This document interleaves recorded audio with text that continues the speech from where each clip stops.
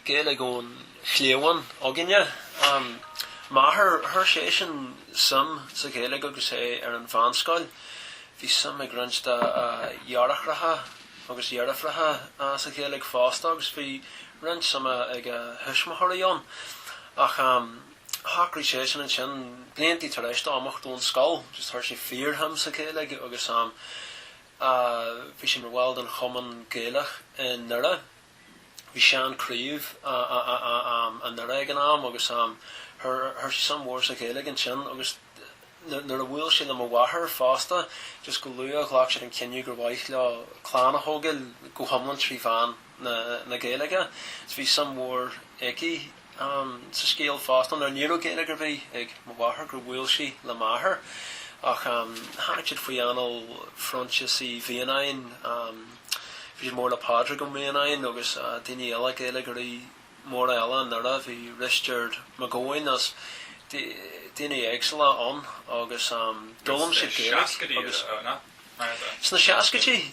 agus is dóithe dearthar má ahar seanscrú samige fiúin is na céigetí Bhí sé na gáil an Gaeilge sa chríú sinam sna céigetí ach sna seascatí bhí fear hamachí sa Gaeilge het siad an gra thu siad an páslín sin an 1970 was a dá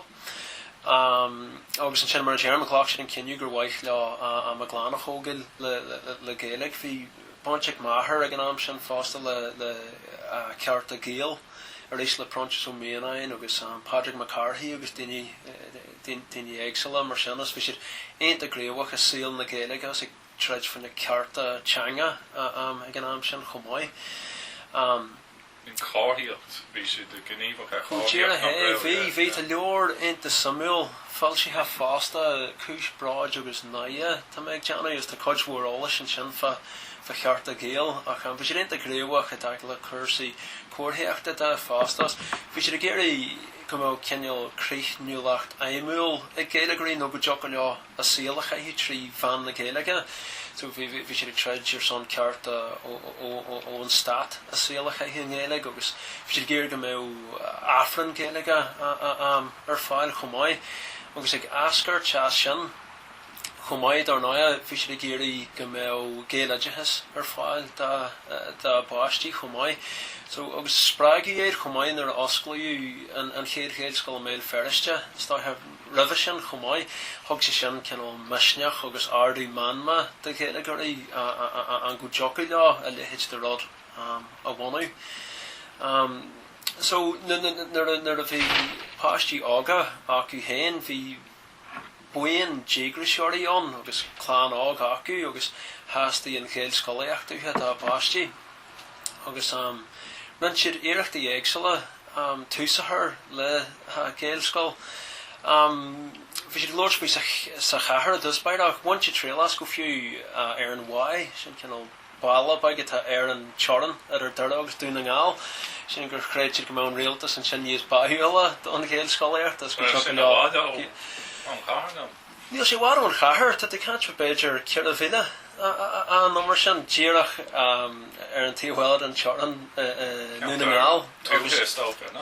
ceantar túthe balla baig an hana hen agus bhí siad ag sulas go mbeadh an rialtas an sin níos baithúla go mbeadh sin níos fosan nach mé an naimh just céan an don chéil scoileacht. An aibh bhí an sin mas buin mar cheamhna na bhí ogla ar na daoine sa cheant ar ráitiúil go málhead Gael scoil na páistí a leagh ón scoil a bhí sean bhunaithe an sin hana hen. Mar sin a bhí rint deacreachtaí acu an Gael scoil a lonaí an sin. An nearí na dála tíirí leo an sin túsachar láistí de ón scoil bhaile an stílaí an sin bhí Príomh John a bhí aonta baúil don chumcheap Jim Quinn tá méid Johnny an taine a bhí agus thug sé an clúas éisteachta donna eagraíochtaí a bhí géirí scoil bhunú agus tíirí sé an gréomhach sa scéal chomáid thu sé a chuirdach leorthaí agus aiseanna fullama don scoil uair seo agus bunú an Bunscoil an sin 1983 tá méid Johnny bunú an Bunscoil láistí de Statestown Primary no Bunscoil bhaile an stílaí. Stagur sruch de channel a bhí dus baie, just as it rang a hen a wine, mar Gaeilge last year in scoil Fairla. Agus drastal me hen, Cougar Jarahar, agam chumai drastal me jalig an Bunscoil and cheann, agus came at taihi intach a bhí on, agus ní bheith hinna géirí rudder bhíala a hain an Gaeilge da ma fáistí hen chumai. Céireann rúdas málas go chuoin atá daim ar scoil nó beidir faoi cinál meán na scoile nó cultúr na scoile. Stáithin rud mó am sciblam bhí cinál bhí meonar leithan wahí meid gur muid mar chuid de rud uair gur nualéacht ag bont leis agus bhí déagrais as cheann ag bont leis an rud baag mar bheith glúiseach nó pobal a bhunú a gceist ní bhhain idir sáil tá a trí fan na Gaeilge. Mar chuidsta sin bhí sár winseir íon.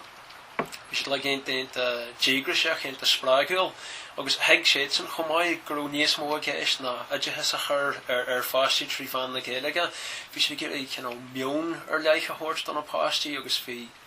béim mór ar ddramaíocht ag muintrí bhí muintir an níon bheith wahanna an tainnim a bhíorthaí is bhí si rós ar fad just ó híomh na ddramaíochta híomh na hálainne de chumáid agus darnáid an sin ó híomh na Gaeilge just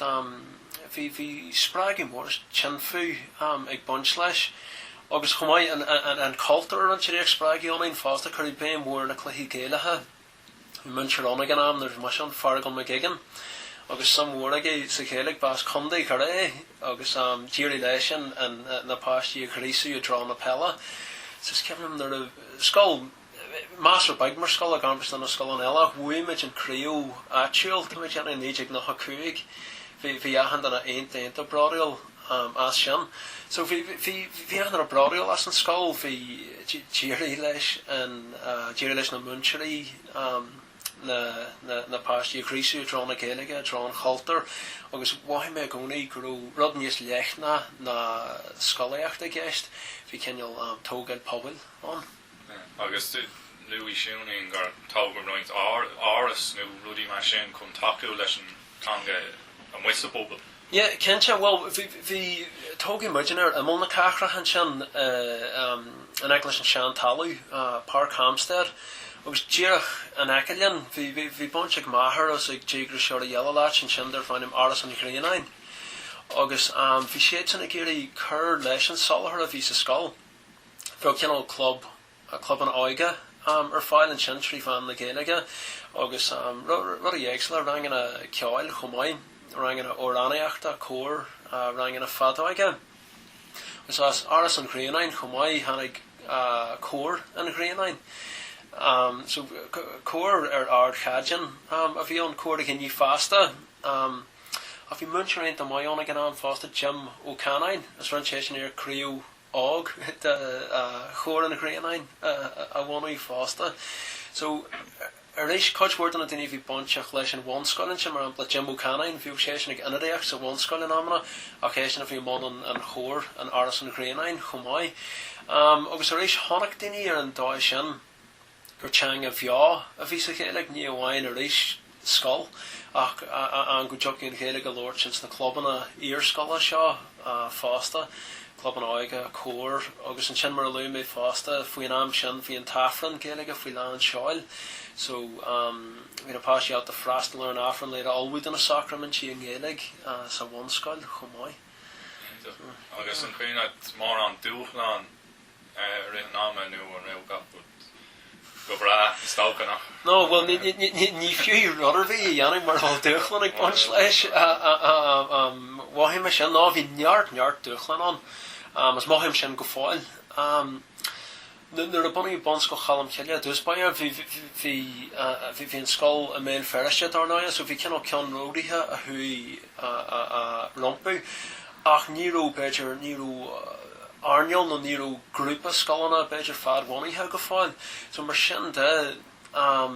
bhí ar na muintirí a gcónaí rudí a cheapú tá rudí a albú am dána rangana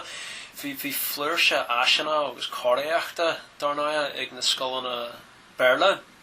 Ní róise sin agus níl go fáil ag na chéilscoilna sa Cathair. Tá báirí agus fás all mhór ar an chéilscoil sa Cathair. Tá mechénic fás lean an seo an chéilscoil na Dhoire éan mhór as tá Bunscoil Colmcille ag fás. Tá fios big taigthe ar an chruthaíodh, tá cinál chruthaíodh leathmhúin ag rinstan na scoilna ach go fáil tromlach na waragní atágin is cin chealadatha atá. So bhí an duchlan sin oilí ag an am.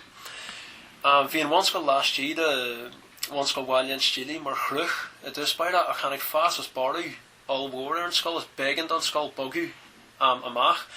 agus thuis siad ar an sío béil doris do Bunscoil bhailíonn stílí a thuéis siomraí chealadatha a chuir fáil don chéilscoil agus bhí an scoil Fairland sin san org nó buin. Agus sin ceann a duchlein go fáil go dtíon lá tá nuon. Arcantíní ar beidir go aspa bhunaitheoirí ag báint leis an chéilscoileach go fáil mar go bhfuil chuidhúir an na siomraí a gáirthaíocht chealadach. Sin ceann den na duchlein is táithe. Reis den na duchlein eile os beidir go fios ag teacht or idir ar a chéanach. Go minic nuair a bhíú seirbhísí seachtratha ag teacht a seachon na scoile. Ní ró beidir tuiscint acu ar an chéilscoileacht as rinneú talú slán da an amna just a go jog leis an chéilscoileacht beidir chur síos nó beidir ghlacha leis na seirbhís seo ach trí bhean an bhéarla. So is tágrú sé dulí ag an am sin racht an a bheith agin ar na seirbhísí a lig a bheith ar fáil ag na scóna Béarla as a cheantar. Bhí sé dúirtna nach teachtar herbhsí bheith Abalta léhis de herbhis a thfáil an Gaeilge. Ach tá dul an ceannig teachtar sin le coppla bliain is bhaithí mé tá eagraíochtaí cos na Sustrans sin sustainable transport. Mléana bhí séad san táilte na coisbúir an na háisina a chur fáil don na Gaeilscoilna le trí bhean na Gaeilge. Bíon ar crosshearrig a stíleann go bliantú le cóabrú leis an África Gaeilge sa cheantar le Iardhalta a chur fáil sa gharchabhar agus sin le ar fáil trí bhean na Gaeilge. Ach go fáil an amna béim meid an arca a chéile leis an roimh agus meid géir a seirbhísí bhí chur fáil an Gaeilge na Gaeilscoilna go fáil an áit na leachfinne. Sampla bhainte sin beidir bhí reachtaíocht dúrón maidir le phríochmholaíocht ar na málamh agus bhí sin aint fé bhaimig na scoilna lig Gaeilscoilna chumáid leis na scoilna Béarla ach níor curú trár na trálíntear bíar fáil de Gaeilscoilna go dtí coppla mí tar éis don rud seo fé nánims fé bhaimogin. Sníomhain sinna fíor an iiritas ar leithe dhéanú a an scoil le go gurthar na trálínte sin ar fáil dúin. So is táithe ceann na duchlein go fáil na seirbhís ó an roinnas ón idir is idirtheis a tar chóchéim leis an seirbhís tar fáil don na scoilna Béarla sa cheantar. An bhreathn tú go nachraíonn meán na rinne a brathair céin ara idachas atá agraíocht nó am mhil na státe bhí sé ar an meán céin ag gánaí nó céile ceapan. Is táithe go cuacht ar lei. Is táithe le cuacht go ponte éirithe ag an éire idirtheis. Mar hamplan ar a bhí ó Dhoire istí mar éire idirtheis. Bhí coidhúirt an na trálínte ar fáil Bagnach go cóúneach na bagnach ag an am céine leis na trálínte don an scoilna Béarla bhíoh siad ar fáil an Gaeilge don na Gaeilscoilna. Ach nuair tháinig ar a uairiste an sin bhí coolú mór ar sin anis. So is táithe go rint den churchaige ag brathir ar cabbí éire atá gan áras. Ach leis sin ráite sa scoil seo an Gaeilscoil na Dhoire bhí feibhan an móra chruthaíodh agin bhí an scoil ag fás go gasta. Bhí an Iardhalta agus an Iver antrala sarí hagin blian bliana ach níor an chruthaíodh agin don na páistí. Dul bhí mar sé tuairis cin sin don roinn idirtheis agus bhí thar leach kilometer cearnach de chruthaíodh de bachóir a bheith agin nachró agin leach kilometer cuaig matter cearnach nó mar sin. Now Géirilíonn an sin Dhoire Hibrecha Dhoire Leagann Iardhalta a bhí agin bhí fás ag teach go gasta níor hala agin níor bélan agin níor hala a lúsite agin níor go leor siomraí ranga agin níor siomra forinne an nó park an amartha rudder béim sin. Now, hug much curried on Ira, just Peter Weir, again, Pater Macavara, hacht on the scoile, agus an checkle. As came like two and friend you have, if you can, skeptical, if you're a clusham of going go correct, the here scoilana. Achlana heart, the hort dog, heal much heart, ahan shumra, as we governor, one scoil ahan shumra, better glue, wrenched in a fibana. If you're going to heave in the chruthaíodh, agus a gascart on chrinu shin, Vrosty cursi chruthaíodh, tuggy shumra ranga, brescia doing, agus brosty and hala bra, hatam we in Shanogin and Ash Fasta. So, Shinam Darnoya to polychery and nachwal bail, or vala her be Dhoire scoile, was Nevian ugler be or who shin a newel. Ach go foil an amana, mas fedral and argas a yanu, as fedral gulafime air, polychery have faster.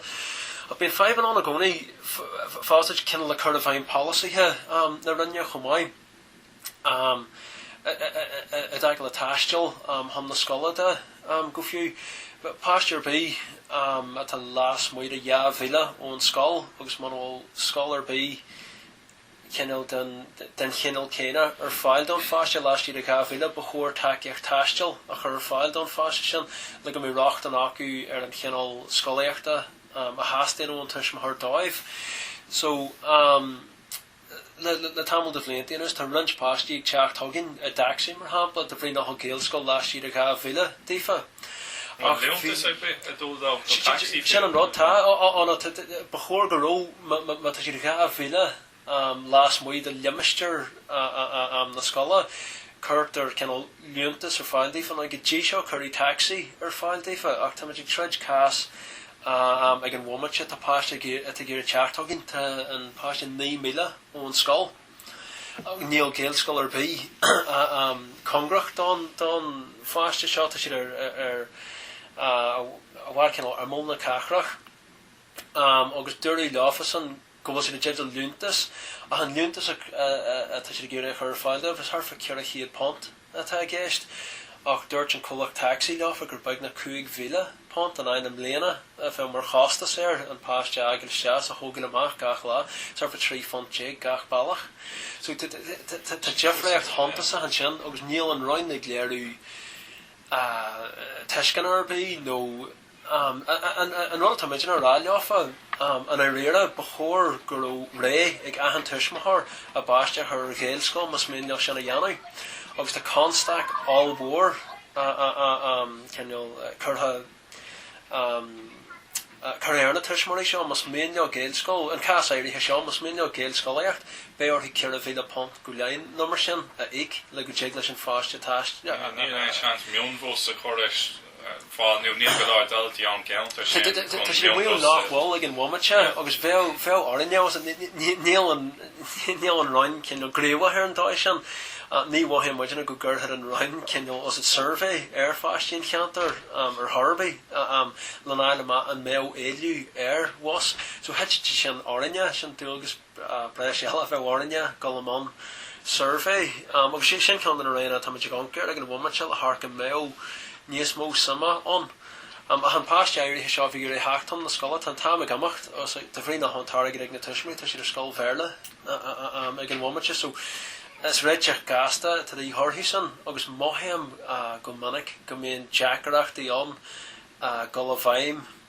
Aaron Run, to do August Rachdil Orhu, and the Gaeilge Collecta Escu, I've been ain't the Dully, Shanachar Newell, Tifa Agas and Irie, hasn't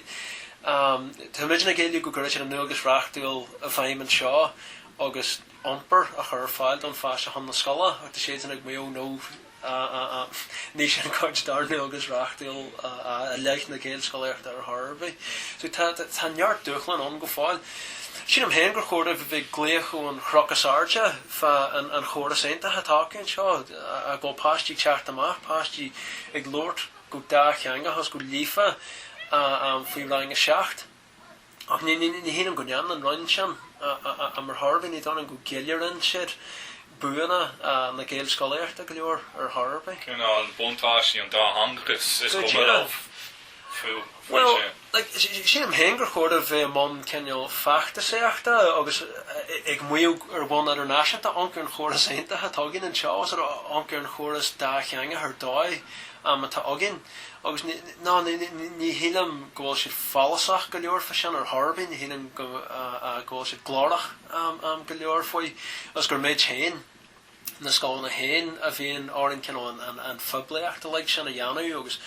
bontáistí na dá hangathe a chur faoi bhráid an phobal tuitin sé áireanne sin a dhéanamh go minic. So níl run á fórbathe nó bhain mar sin well, as on the chóirlinn na Gaeilge scoileachta Donnghaile agus Déanann siad san a níhil chomáid ach tá fearan más ra bagacu agus sin am hain gur chóir an roin a dheis mar roin as a bheith níos glórí fan na Gaeilge scoileachta níor cheart a bheith agil go hellas go hamlan faoin na scoilna éad hain le sin a cheiliúra mar a dhearnam sin an gur chóir a bheith glú an chrochas airde go bhfuil chóras a dheis agin an seo scoil a géirilinn a dheis dá cheangach a chur fáil agus go bhfuil go an gráthachtáil aonta mais na scoilna seo chomáid. Bhí tuairis gan tamil de bhliain han go caidan an bherna ar chóchéim nó an am an níos airde sna Gaeilge scoilna nó a bhíons na scoilna an mór a bherla. Go déir a hé. So creidem hen gur chóirdáibh a bheith a bhád níos cinneál conscious a sin agus sin sin a cheiliúra. Agus just liú tú bhí mena coming faoi pedal níos liú agus sport agus ceol. In Bunscoil Colmcille nu in Gaeilge school na Dhoire bhfuil eagraíochtaí chruthaíodh means nasc seachas a rud a chabhraíonn le cuasaí school agus. Well tá like mar a lumin in mar sin Bunscoil bhí fargan McGigan John Joe McGee as munchar a yellow as bhí taobh mhórachí leis an fel an bhí some mhórachí sa fel agus dírí lá an tam sin a chur sna daltaí chomáid Dan sin lomsa bhí sam a gcónaí sa fel an a dhé sin agus nuair a ceapan mar phríomhaide mé an seo sin ceann an rudaí bhí micéirí a dhéanamh an Ireland a Arbert sin táhacht mhór leis an sport chomáid mas go háirí hena chluí Gaeilge is tágann sé cinál féinnealacht donna páistí ach muinneann chomáid as a go sin mar chuid de Ireland agus a rééis is rudaigh sa bhreis an ghra curriculum ar a bhíonn si páirteach Ireland. Is ceann nar hang me sem mar phríomhaide Háid rudaigh in dhéanamh go thomlan trí fan na Gaeilge fásta bhí muid géirí airgid a thógail le éide scoile nuaid ar a páistí don Ireland le go mé másachú an fel so for muid grúp a Gaeilge isteach blunderbláid grúp ó Chiarchannail le ihaicháil ar achtáil agus le háirgid a thógail agus an sin ag an am sin Fiachra Ó sé go fáil MFC Déanann siad cultathe agus bhí sé san an tseirbh seomlan a thir trí fan na Gaeilge a thir sin tseirbh seomlan ar fáil trí fan na Gaeilge an dearí na léon se scachar tháinig siad is lóir siad leis an Ireland fan dearí agus tháinig siad lóir siad lena páistí fan na méidean á scachar ar sin le deanta an Gaeilge chomáid agus rimid commórtas an sin don páistí le smuinú ar cheannacail ceann fan i mana don Ireland. Agus ceann tógra omlan a bhí a le trí fan na Gaeilge hon an Gaeilge chur chun ceann sa scoil an sport a chur chun ceann an cultúr agus go mbeann na tuismothirí gréamhach leis an rád fásta nar a smuinú na páistí na manaí rimid bhúta fan seannacail is fearr is bhí coppla ceannaid de Samuel an tuismothir a bhain go mór ag muo gur chóir is fearr blas na nDoire a bhí mar bhána agin daoine eile ceann seannacail ó na féine glunnear gríthe ní ceapna man seannacail omlan anas ach sin am dúsis mit an sport ar an dáis an han Gaeilge a chur chun ceann agus an Gaeilge chun an sport a chur chun ceann agus an sin bhí ansam ag na tuismirí teachtas arcéir an Ireland ag gimmert na cluichí a maithan sin chomáid. So club an eile tá béim allmhór aganne ar na clubanna chomáid mar tá buanna éagsala ag na páistí is ceann me leo an murder machine fásil a Patrick McPearse agus an a scoil éine bhí béim mór ach í fásta Leagann stán olam teach faoi bhlach agus buúna individual agus sin é go tíar a hé agus sin a cheilirí agus na buúna a le éagsala a cheilirí agus sin nó a Déanann chomáid a fi géir chu a bhaim an seo tachan cin clubbogin bíon club anna pella club anna ceáil club anna TFC check no left an ólas bíon club anna eagraíochta agin chomáid her muncher sé her chomórtas an sin ar na mála bhain sin an soltas club alinne tá muid chuir sé chomórtas leis le ceann na Harclána a máile ha clia tá méid teanna mar a hálann sé fástach sin go sé sin aonanta táhachttar mar chuir den chéil scoileacht fásta ahan bua a cheilirí agus an cultar a cheilirí fásta club Gaeilge agin trí fan na Gaeilge a fásta agus tá muid siúna me club yoga trí fan na Gaeilge tá se go lua bhí club códú agin chomáid an aine nábhadí na Gaeilge le Kevin Moyes ará céim fannach si de denna códú seachas Gaeilge sin an rá tá mid a film códú sin é go tíire an dachrá rástom bhain na páistí rang sé seach a chluichí comthach I bhaint ríos deas an chodú le chluichí beag a chomú agus a rééis bhí an fágastóir le an munseir tugann seo sé ó cin ar dóid ó híh TFC so bhí an áchléirt le acu agus tá sin táhacht a fásta sin go géimiid a háismid gur teanga bheo í an chéine go tíireach an go tíir a hé so nach mintir go muin an fearla tá nuair a bhíon cinneol beidir áhar heicneol an sin go sé a táhacht go tugann an fágastóir Dífa ón tús agus go mid fágastóir sin acu an Gaeilge mas féidir a dúspáire so bíon an ólam on fullam a cóheic a táhachtta an sin fásta was cóheic dangníthe so go muid chuir ceann cóheic ar fáil don apáistí agus an sin go an fágastóir le go festa dhíthirthaí don cóheic sin ag an bhain seo ribhré agus na clubbanna bailla héintach le sin a dhéanú os go na clubbanna don chodú don Gaeilgeachta sa hanor chomáid agus sin cinál eagraíochtaí nó clubbaní sport agus bud an táirte an céir fhí na eagraíochtaí cultúrtha ar nás chunú na Gaeilge nó glár na Gaeil nó na cén sin na chuoin nach mar an buinte bhealach sin le Gaelscoil chunú cid agus ar beil an siú Gaelscoil Bunscoil Nuair a fimidir Bunscoil Colmcille bhí runstan a munseí géir go mór go mé bonse gin le hagrais heachtracha fásta mar a luime bhí bonse gin le áras an Gréanain ag an am sin bhí sé sin congracht a Bunscoil Colmcille ag an am agus bhí bonse gin chomáid leis an chuman scoil dramaíochta fásta bhí drámán ar bhain bliantúil Glágan páirte slágaí sin am an tanna bhíar ag an am sin. So go cinse bhí an scoil géirí go méid mar chuid den phobal chomáid. Sa lá a nuúan le blian nach áhéas darna Jimmar COVID drochanathir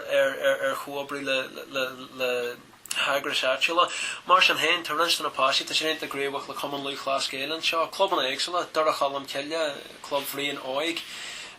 coppad an le seanú dólinn ar an chráigean chomáid den na gáil leis na pearsí in ar a trasna bíon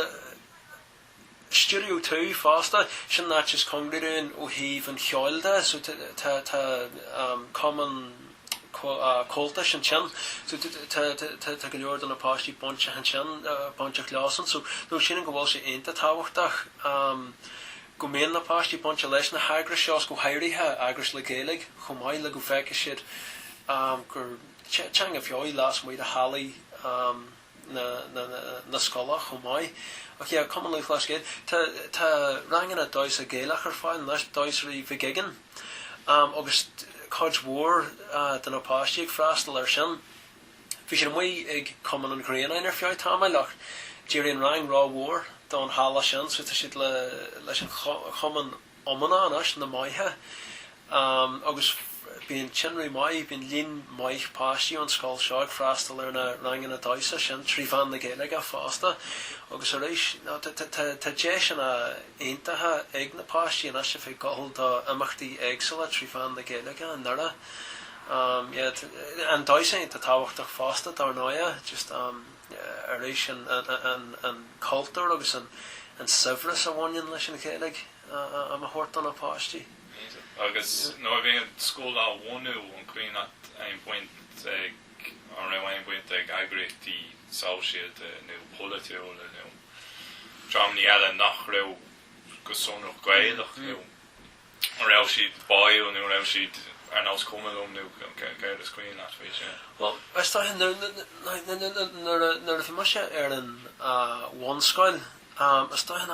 nach mór an alla segan mar bhí mé an ága gan bhí má athair má chaid mar chana anna bhunaitheoirí ach cé istáithe go bhfuair siad beidir takeíocht os codí ó fartíthe politiúla éagsala mas buin mar cheafna bhí siad más ar churamach os níú siad a géirí go mé ananú deanta ar an scoil agus partí politiúla ar leith urbaí so bhí sé talchanach ceanneal cóabraí ús takeíocht a láraigh ó folitiúirí éagsala ag an am sin as darnáide bhí politiúirí éirí tháinas bhí siad ainta bail bhí siad ainta codúil ach agus istáithe bhí politiúirí éirithe mar ghabhanairí chumáid ar an scoil ag an am sin ach mar a deireadh sin am grú siad a géirí cé grú siad a chur na teangach an cin an cultúr agus bhí sé déanann sin darna gan nDoire istáithe grú siad más ar churamach sa bheith nachrú siad a ggéir go ananú omlan deanta ar an scoil agus partí politiúil ar leith ar bé gas na scoile seo Gaeilge na Dhoire fásta darna a bhí an scoil seo spráigthe I coidhúir de bhunaitheoirí na Bunscoil fásta so bhí siad churamach agus bhí riú nach mé mar a deireadh ananú deanta ar an scoil agus partí politiúil ar bé éirithe firmid in a codú agus takeíocht ó folitiúirí ó chodhúir partíthe éagsala agus a rééis gan nDoire is ceann bhí meid in a cóabrú le scoil a másca áitiúil an seo agus bhí géirí go mé fordig nu uur chur fáil don scoil so fá an scoil a másca beidir ar hí óháin agus an scoil an Gaeilge an tí bheile fá go fáil tomú omlan ar siúil sa Gaeilge as fan scoil a másca ar an tí bheile so níránach go mé an sío céanna fá ahanad trí fan na Gaeilge don Gaeilge agus an sin fan scoil a másca ar an tí bheile a an sin fá park sport ahanad mar sinna joglinn a rinch agus bhí sé samúla an am sin mar bhí inarithe ó ahan fartí politiúil an nDoire ag an am a haci leis an tógra so bhí bliana sin hartar tá bhil siar beidir ceanna 5 bliana óhan sé na 7 bliana beidir a chuirí tús leis tíar solar ó mar sin fríomhide an seo bhí Gary Middleton ón DUP sást an lecture chéine chéniu le Gary Ó Donnghaile na Gary Donnelly a bhí mar ceanneal a poblachtach go smur agus ní minic a hálahead a lehéis ar ar Harbaí ach haki siad leis as haki cinnal Eamon McCann agus politiúirí ombrachathe a le go gura ach ó ahan fartí a bhí siad ag taú mar an gáú sin a tapla chéile sin an rád sin am heag daoine beidir na bontáistí bhí a bhí bunch leis Kencha ó híh na scoile seo de fásta agus partíthe politiúla Codhúir partíthe politiúla agus beidir agris éagsala agris fóblachtanatha éagsúil haci tuismathirí am leás beidir go páistí an ón scoil a bhí meid na oscailte a gcónaí dá ahan drám agus sin go léirí daoine más ar sin as ceann tamil de bhliaintí han bhí páiste ar an níoscoil agus a hanathair bhí sé an ard áiristeach a han sin bhí tuismathirí an os darna clúorthaí sa phobal mar fóblachtánaí go smur ach tíirí lean Cuireann na páistí le seo a bhalaú agus a rééis fi me chur an cean na Gaeilge roimh cheann cultar agus gachar gan nDoire ar bé gan ceann faoi ar bé ach Cuireann coidhfuir poitrí bhalaú. Is tá sampla sin nó a luúman níos luúthe Padar Mac a bhara a teachtar chuir ar an scoil is tá urlóirí idirtheis ó hen féin a thug an chruthaíodh go formalta heachtam na scoile tá is buailíonn a han sin Daniela donna gáfnaí ag an am sin bhí siise bonteach leis an SDLP agus bhí siise hon ar an lách go maiid so takeíonn agus haci poitrí chuid mhór páirtí helinn ní beidir go sunrach páirtí éirithe ar bé so agus chuirmid fáilte roimh an takeíocht sin ó páirtí heagsala agus céimhí na hagla well, a dag le hagris beidir actually fosta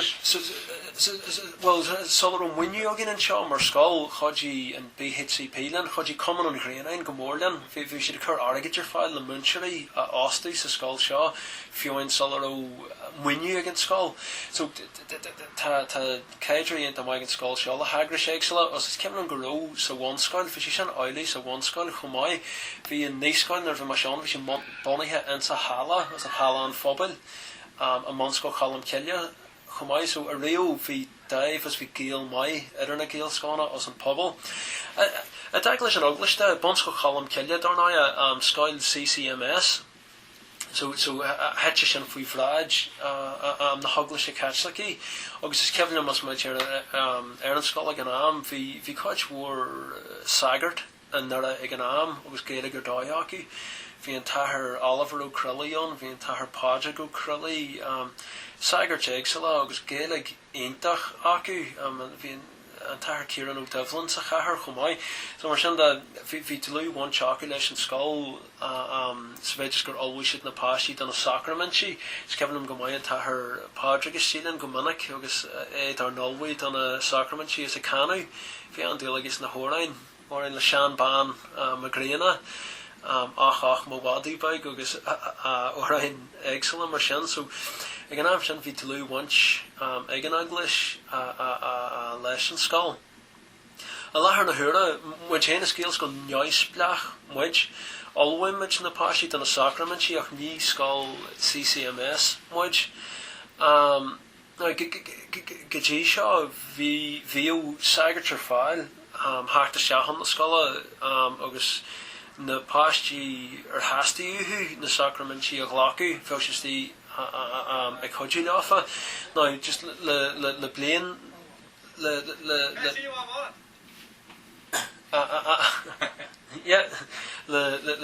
blian le gáis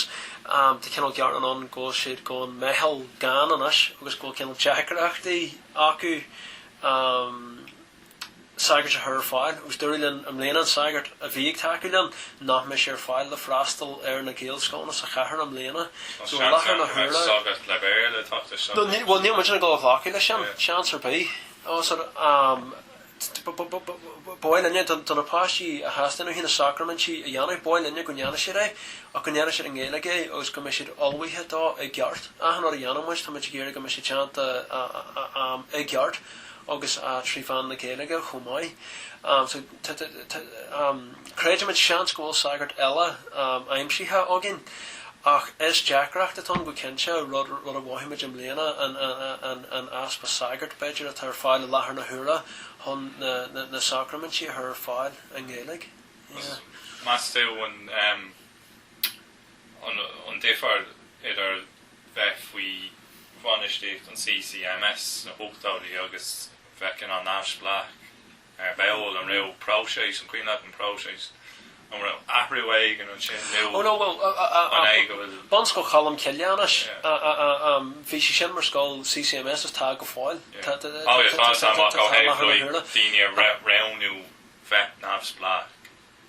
ar béil an réo fáil sin an scoil éirithe seo an neoisblach well is dóithe go ró Tá séirse ag na gabhanairí os an scoil neois bleachmaid tá séirse ag na gabhanairí hain os an mar níl siad go dtíar a faoi phráid CCMS so is féidir rudí éirithe chur chun cinn sa scoil agus ní ga cead a láthraigh tá an sin OCCMS so sin an boníthirí na scoile gan am bhí siad géad go an scoil oscailte de chéine ahan chréidú fásta agus ahan chuilre agus sin go chréid siad go méid sin níos fosa sin a dheanú do mar gur scoil neois bleach a bhíon sa scoil seo so sin rint in a cúisina a bhí acu gan am just talú talú séir se bhí acu an scoil reachtáil agus an dóid sin chomáid talú daoine a bhelaí chun na scoile chomáid agus luí tú an na scoilí imasca sin ó raibh siad ar internet agaí Like go raibh an náma go raibh nach raibh sísan a cinál tógáil scoilní chomá na scoilní imasca nó raibh is ag raibh fiasacht ag muointe na Gaeilge is a chathair ar na scoilní imasca nó an raibh se cinál Dhoire ar tógáil na Gaeilge do bháin. Well, a darcha le is tá go cosalacht bhealach ar na Gaeilge agus na scohanna imasca sa bhéidir scóid oscailte a chachas chun mit fáilte an rafáistí ó ahan chuilre fásta tá ceanal tá an roimh istáithe an na Cuireann béim ar na scohanna imasca lethar na thuaire chomáis is tá go tá rinstaní a cinál áirisa fan na cúisina a tíomhhirirde sin fásta is tá go sí táhacht a gón ré an go na scoilna imasca ar fáil fásta ach tá spás an go fáil agus sin go an chéalaíonn go fáil fahanne scoilna CCMS agus scoilna choníthe agus darna Gaeilge scoilna fásta is táithe nuair a bhí midin am an cóabrithe is cinál tríd an scéim a de his córinse a bhí an bhí midin a cóabri leis an scoil imasca áitiúil bhí cáid Protestantach go fáil ar an scoil sin ag an am sin agus tháinig stún grúsí 6 thabhairtach go méo na páistigh máscaí anna chéile go bhfeicead siad na cultúr éagsúla fásta ceann na buirthaí a bhíorin ag an am na go léadúid sin beidir an taithí tomtha don na páistí mar níú Gaeilge darnáide ag na páistí an scoil imasca ach tíorí lean háiríid sin ar bhealach chruthaíodh fásta nuair bhí teach le chéile mar hampla ceann na cúisina ba bhfuil le teach le chéile na cór bhí cór agin agus bhí na háirín Leagann Gaeilge so bhí na páistí an scoil imasca ag fólam óran Gaeilge san sin a ganú an sin ag acatí bhí acad mhór agin a halan a cachrach agus bhí na páistí an scoil imasca má chéanna canú coppla Carol Gaeilge agus sin go nethe sé sin go mór a bhaim ar an pobal ar rééis sé gur hála sé sin beidir sé na 7 mbliana ó han ná an scoil imasca sin ó hen tan scoil sin dreidste ar an drothir nuair bhí chéannig frás gotíireach sin agus droch choireachta bhí sé a bhharragnú híos an sin a bhí céad go leid blion déis beidir agus bhí Jordan nuas ar anstan na seomraí agus as rud go ró léirí ar na hefrathe bhí drogel ar an roin an éisteacht ar bhí a dheanú an sin nó an éisteacht a híh capital de ach go háirithe ach sin am an cóabrí bhí ar an hain agus scoil chrúirta ag an am dardaigh sé sin feasacht an phobal ar an aideachas imasca fásta ach leis an ráte istá go gréidir mar táitseán don aideas imasca ach go cinse táitseán go fáil don aideachas sna scoilna CCMS agus darnáas na Gaeilge scoilna chumáid. Luú tú an Gaeilgeocht an sin níos luúthe an raibh nasc lád ar agé leis sin a gáin í dul go sé go tú agus is cemlam nar trastal mar sé Bunscoil Colmcille hí muintirí ón Gaeilge go minic am a teagas sa scoil agus is cemlam bhí Fiachra fiúin ag an chanhain se Fiachra agus sifras cheann Fiachra hí John Joe McKeewer agus Avril ní Gallagher agus Clár ní Gallagher as coachwar muintirí ón Gaeilge as hí sé go héintach an chéile géintach sin a Fiachra chluisteil mar hailach bhí muidir ag taistil chun na Gaeilge go más réaltar scarabí ach tíirí leis an scoil an nasc sin a ganghnú chum mais cemna go minic an John Joe hí na páistí faoi jaasa na scéalta fa balar na súile nimhe mas an sin chlách sé sin ar cuairt chun na Gaeilge amid an coupler damage haríthe coupler fásta mar scoil agus an sin tríd Gaeilge sprágu na páistí le gáil heag na cuasaí Gaeilge fásta gan am sin bhí cuasán cónaítheach fásta fiúin na páistí a bhí chuthóg sin so nuair bhí muid ar rang sé mis James léana déis chaig mis trí heachtain sa Gaeilge mahar ar roirtaí me gan am sin agus éis bhí sé sin aontainn a thabhairtach mar tholamid ceáil na teanga tholamid an na hórain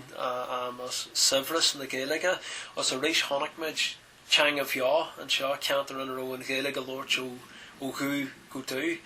agus spráig sé sin coach war páistí a trán na Gaeilge rest na páistí thu chun na Gaeilge a leom bhí córang ó gin rang sé seacht agus taich ná go mar an seacu go fáil agus just coppla an neacu kind of wine blahin the shisha lean shisha he leis an céil scoileacht an channels tá sin bhaí gobar leis an úidir a saide hisanas mar bhain seir fios hí kind an lára agus tá samigi sa chéile go fáil agus coach word an a daine eile ó a bhí chu sa chórang sin lom tá si go fáil cean ó grúma ha síl na Gaeilge mar bhainseoirí nó a gobar an airneol na Gaeilge so nasc sin leis an Gaeltacht chuidir sí sin go mórlinn cinnte was an nearhabhfuil an táirí fecin á built ar lech a Gaelteach de máach tá si go gága tá cinnte neánach ur go léi sa char agus tá géal scáin eile just an eicilíonn an a seoin chomáid is bíon commórtas pella agin go bliantil an sin choran na ngéal an tainmh an choran an sin so tá an rinst an a géalscáil chéile an sin teamid amach tíos go bailile chu na ngáil go bliantil fásta a príomhid an sin ón Gaeltacht Colmcille Cuireann tá méid teanna agus bulamid Hawkinson a rééis ón nasc sin a rééis leis an chéileach leis na cluichí agus na géalscáil le teach le chéile le pellammart Iar fríomhid na scoile seo chomáid ásin ma ceol tá sé nar thoscarna go dtíireach tá muisistí mar chórba ach fir sé an pás mar áfigach pleanna le teanga sa Gaeltacht an sin agus bíimiid géirí tógáin ar an nasc leis an Gaeltacht ghlachamis na páistí go bliantil chomáid go ranna feriste ag an chomórtas aber amach so fullméin sé dan de chláán bhúr sin chun na Gaeltachta an sin suas ar an ardan agus bíon té seach in a danta le seo cinneal éichreis a grílar na Gaeltachta so áid all mhór sin dífa fásta ach an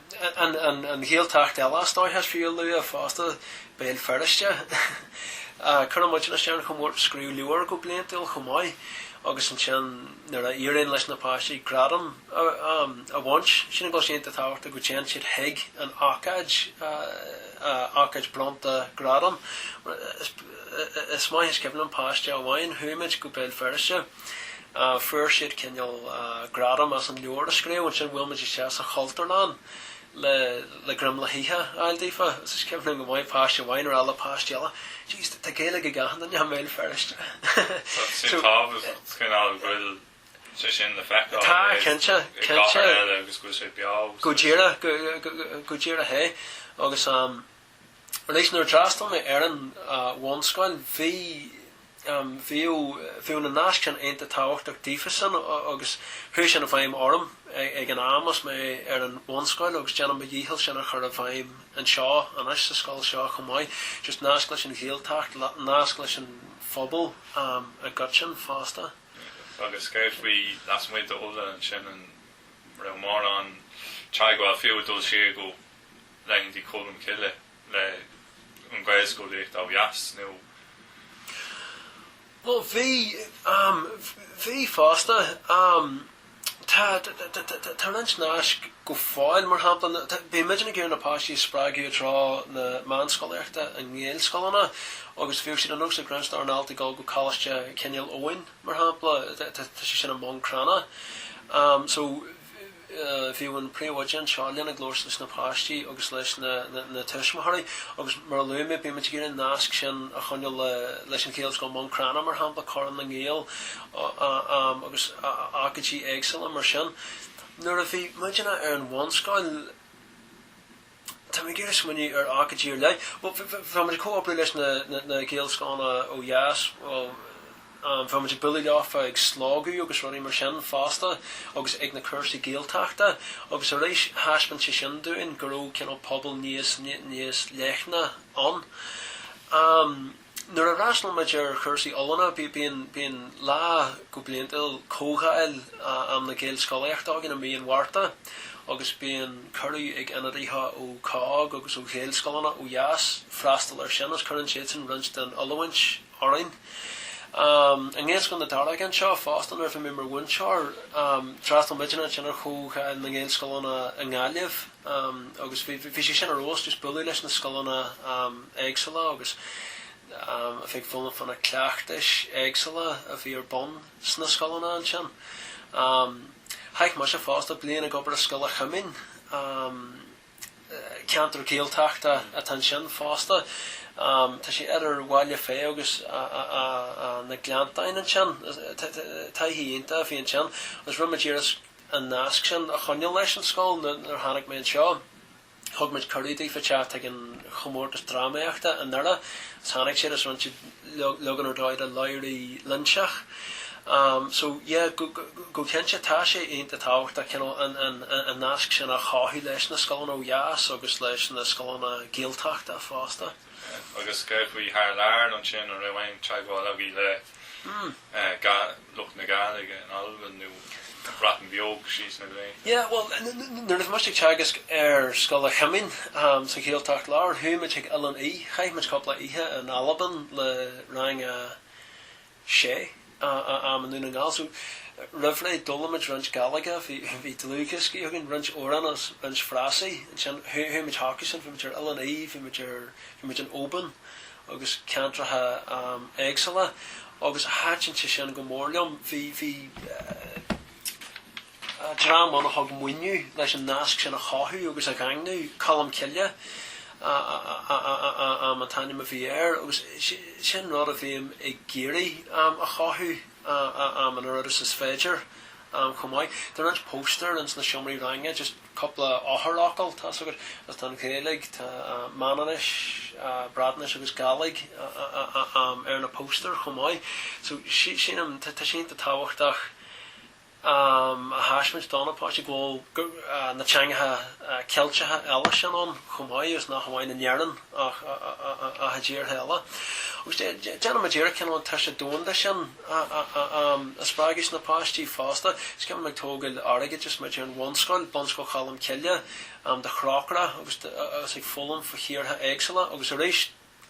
Déanann Madeira sin a cháthú an seo rins na tuismarí mar hampla bhí sé géir chuide leis an Ghearchéim an Gaza agus dagar mit an teachtaí bhí rothaíach go gí Dhoire gin blian amháin le tharaigh a thógail agus an sin grab much am an Iardhalta coupler fásta so tan tá sé dónda sin aonanta táhachtach fásta. So Palestine. Yeah, well sinna an Gaeilge am a bhíon sin chumáin ar a bhí na coschánaí a le an agus bhí páistíonn sin tháinig muid an sin bhí troch choireacht ag na páistíonn sin bhí leithint an nach leachtartha acu agus bhí muid a compradí anú ar sin agus cás na Gaelscoileachta an seo nuair a bhí troch choireacht an seo bhí muid a háisna stífa sa fáistíonn cinseach at a heall ar fod an dóin fásta sin go mbíonn si táhachtach go feice sin tá sé dúnta sin glog mas páirtin sa scéim tráchra go minic ach dáistrí concern fásta páiste go Gaeilge am léana fan Hunger Heroes agus be sinnig tarlú sa scoil seán teachtain se hagin nó teachtain dar gian Peter agus just éis go bháil na páistí fásach na feibanna híh iditheis a teag páistí dír héagsal ar fod an dóin. Agus ar eil se Fiachra canál glúisiúchtaí polúile nó idirchasúile eile síos na blianta ná cín Gaeilge ná cín mion tangacha sois. Gleisiúchtaí an pálaitiil má cinse nar raibh méid ar Bunscoil darnáid there's much faster on Bunscoil sin salaró an sas cogaíon go fiú so bhí cogaí ar síl ag an am agus darnáid bhí stáithir grúp bunch grant na tuismathirí ón scoil sa strachail fásta agus bhí mit aintach fásach ar sin mar fáistí ag an am tá sí samil mar scefn me gar sí ar runs na mar luairí ag an am agus an alín Coachware factory de Dhoire bathe agus tá de Connie so ag an am heigimid grú sé seáil agur siúil, but stáin ar heigimid an tseanathair a bhí ag áirín mar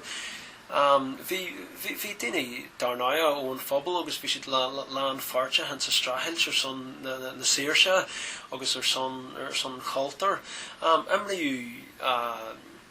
cosar bolla gúfasach American is a cheer shot or no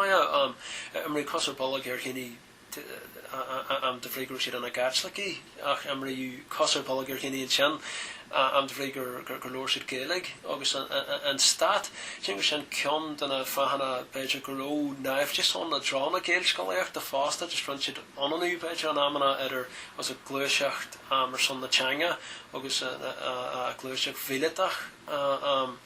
agus Cé go méid grú runst an a haim na céna anan sin am ó híh séir sa teanga agus cearta stáithe go nearna na thuiris ananú idir an dar rodas go na chráin acu ar an Gaeilge ar an dá sin fásta ach ná go cinse ag an am bhí Harla chur an ceann na scoile sa chótheic sin agus cogaí ar síl an éire ag síl a bhile ón scoil ag síl hon na scoile go minic bhó saidirí sásan a hela feiceil ar na sráidena agus is ceimhlan go maiid bhí saidirí sásan ag tuairt amach dúin agus ag gaiire féin agus muid ag glóir Gaeilge ar an sráid mar hampla is ceimhlan go maiid agus an canhaint tríorthú danne a bhain what you're speaking Gaelic for you're in Britain agus éidir géirí Bhí sé géir meid chréisú hon trodal leafa cinse le tí agus taith ná go Americaní agus tógu iad de phrígur sé glór Gaeilge go cinse buú taith ná go Americaní a buú de phrígur sé glór sin Gaeilge so go cinse agus méid ar scoil bhí sé seáil agur siúil fásta bhí strathailt ar son na síorse ar siúil ach bhí strathailt son fásta ar son na Gaeilge agus ar bhuine amach an ise bhí ar intan ag an scoil ar dúh san bhfuil tuile a Déanann bhfuil an fís. Well, sin am der a chéile tá fearú na fiise ag teacht der a chéile tá chuint glandar ar mar chré nar a chluisiim ceán ar a páistí se tá glóir Gaeilge agus ceanna mar a bhhain bhí leint a trom sa scoil cáidhúór pábratheis is mé lé le duineún roin duineún údaras iditheis as bhí leint a tromón ach bhí me go bhla cean tróna mar seo bhí sé daratha as bhí méid troman má agus just thola mé a páistí cean ag glóirt Gaeilge. Sú sé bhhaimart sois? Yeah.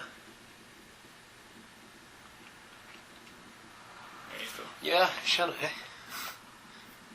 Dá sé don meanman a stoken it was spirit well Leagann sé cin is fiú an other fad. Fiú an athair an trim love. Then I can Dhoire some generation. Agus like in Leagann kind of if we toss a point to play bhunú na Gaeilge an sure no a hanny to machas Bunscoil Colmcille que we to roimh an collage the phone to do. Yeah, well. If my nDoire agus an to point to bhunú tailor Gaeilge ni so. V size well drasmar Bunscoil and cheann drasmar fanscoil chura v manscoil an there an cheann fasta as Níor na hebrehan an Iardanach in ard level a her fáil an Gaeilge, so drasmar cholas a Colmcille Fiachra Fléana an cheann agus an cheann nDoire cholas an a hallscoil an ní mar Fiachra bliana an cheann bliana bhain ní cheann scoile chamin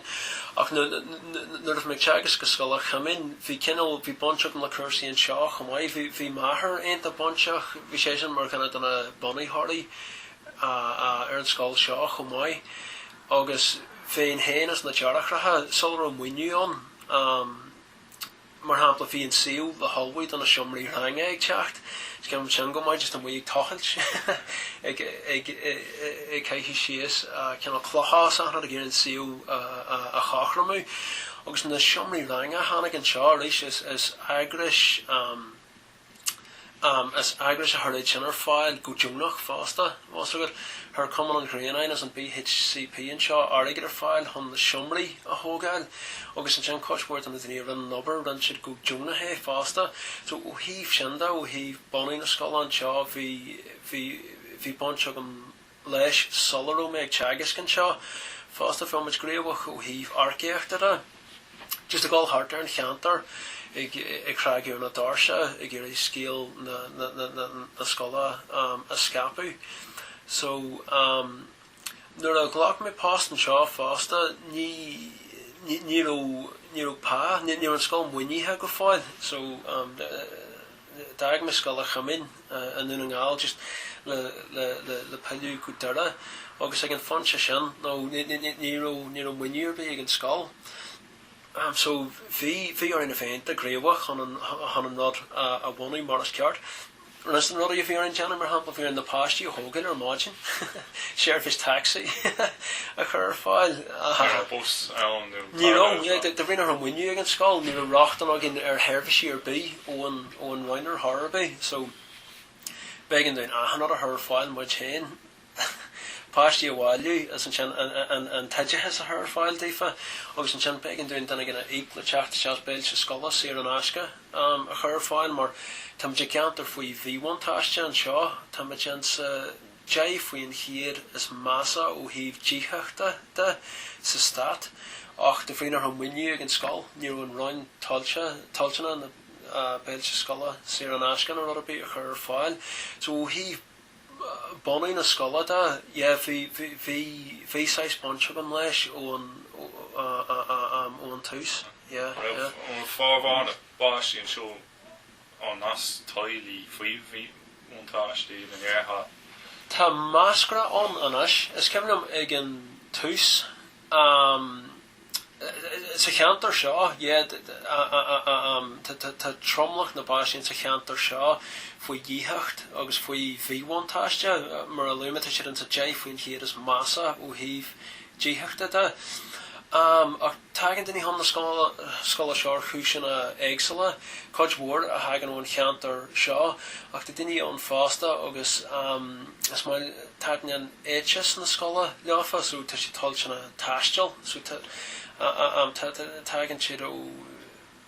cheantratha éagsala coide go taistil pí mai le freastal ar an scoil so tá másc an mór a ho híh céireán de a gam sa scána eile tá céireán ard faoi bhíhaintáiste an seo so mar sin na bíon muinúgin fan na scoilna sinse am hegan clubbanna éagsala a chur fáil nuair drastal mar sin Bunscoil chumai coidhmór an a páistí bhí siad ag taistil chun na scoile Bunscoil Colmcille loníthe an seantálaí so a rééis ceantar faoi bhíhaintáiste agus bhí coidhmór páistí taistil ó cheantratha éagsala an nura mar níor an tain Gaeilge bhhain in ag an am, so bhí coppla bus chur her fáil ag an fonse sin, nuair bhí muinniú ag an scoil, agus a rééis céad an ard, is start an apáistí bhí siad ó cheantratha faoi bhíhhain táiste cinnte, bhí. Agus tá an áilú go fáil in nura, mar na Gaeilge bháin a leig táid bunaithe ag ceantratha atá faoi bhíhhain táiste go fáil. Ach tagan daoine ó cheantratha éagsala chomáid mar go dagan siad bontáistí an chórais. Agus sopan ceistéirnach like an obair agus an teanga agus chuid le háir céim fá go machchan tú leis céir é an tábhacht le agus ceiscin á oscailte fiansa. Mar a luúman níos luúhan sin just na páistí beidir nuair chluisin tú na páistí is éad ó cheantratha beidir faoi bhíhhain táiste go háirithe agus nuair aigeann tú an rádaonnta tá deanta tá siad gamacht agus tá an darna teanga acu agus ní bhain darna teanga ach tá féin bhain aonta acu fásta sin rud a bhhaimid fan na páistí a Bunscoil Colmcille nuair a mar sé an scoil fásta caithú féin bhain anon fásta agus bhí teiscint freiseágin orin héin ar star na tíre ar chóhéics na tíre agus sin go chuir sé sin le féin bhain sogin mar a dúirt mé ach sin an gromid lehan aganta fásta nuair mis gáil chun na hallscoile chun na manscoile scachar chomáid sin gur teiscint níos fáilagin as gromid níos tuilsin i ghlacu le concheap a uaire fásta agus rud a bhhaimime go manaic fásta agus mé caint le daoine eile tá cáirte go más ní acu a an tain teanga bhhain as rud a bhhaimime beidir a thuúmid th sáile le chéile nó fiúint a chathair do mé achdranaí an sé ag glóirte teanga héin daoine airthe rolú na súlas ag smuine an nach dagan séad san nach dagan muid séad ach mar chéile gur tagan muid sin tagan muid tá agur trom le an dóin dá hanga go tíire nó ilteangach agus mar sin de táid cinneal lehan aganta ach ná go cinse is fiú ahan lá stáin ar chluisin tin opáistí i glóir Gaeilge an muí na tácu gus na bontáistí le atácu is fiú go cinse is fiú an brion fola ach ná go cinse ach tá sé dúchlanach tá sé dulaí ach ní cheol hinn tá fáistí hin le ar an scoil an seo an as bhfuil trúraí tan páiste babi tá sa fáiste sáige go fáin ach ní ghlacinn le a dehas ar béala dífa a hahain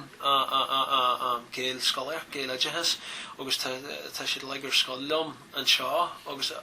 sin a bháil hinn dahan danne a dhéanamh just tá tanar sin bontáistí ag bont leis an chóras is fiú go cinse. So tú chun na páistí deall a roiinn sin ag go Bunscoil tá dá náí cáil siad a dúil tá shró sa chathairach tá dún gaibh an bhfuil mála.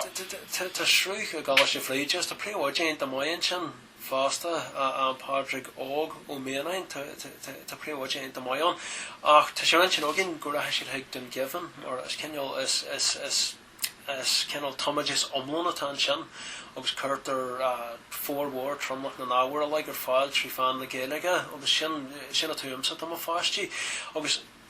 tromlach na páistí ó Gaeilge na Dhoire gan seo leanan siad a ré go den givan so tá sé talsin an taras sin a dhéanamh fao an omad ar an bhóthir sin tá droch bhóthir an láthair na thuire lá na bleir siúil ach tegann na tuismthaí na bontáistí bhain leis is tá sé talsin an na páistí a chur an. Bhfuil ein scéilt eile nu chuir leat leis ein bhfuil daim a daint amsa go fiúil luúa. No, ná Jackar smuinne ar bhí láthair na thuire ní bhí leis go bhí an coppla riú fásta chur thugad na smuinne mar ar bhí eile ach ná scéalaintach scéal na Gaeilge an nara cinna tá fás agus bardaíón agus tá sé sin le go gascairt ó sais a Bunscoil Colmcille fástas an taithí a bhí aginne le ar an scoil an sin agus tá géirí sin sin a chóirt linn agus sin a chur a bhaim an ár scoilena hain chomór. Is prání sa telchaí nach cháiríocht ceart á ha. Choireacht Deanann go bhfuil sé sin sa chathair an rud is práníos. Rí fes mín a bhar scoil daoine nua nó man scoil ní bhunú. No, sinam a láhan thuirt an níoscoil eile díthorn. Tá níoscoil díchan nar a trasna os mar tá pobal mór an sin agus bheadh sam acu sa níoscoileacht sinam go bhfuil géarcháil an níoscoil an nar a trasna as an sin Dhoire mar a hagan méadú ar na hafrahan sin a mahan seo tá Déanann an nara le go méid scoil an eile an go fáil tá cinnte agus nuair ecinn daoine an choireacht waith a táns na scoilna agus an teide his ar dóid atá tuí fás a rééis ar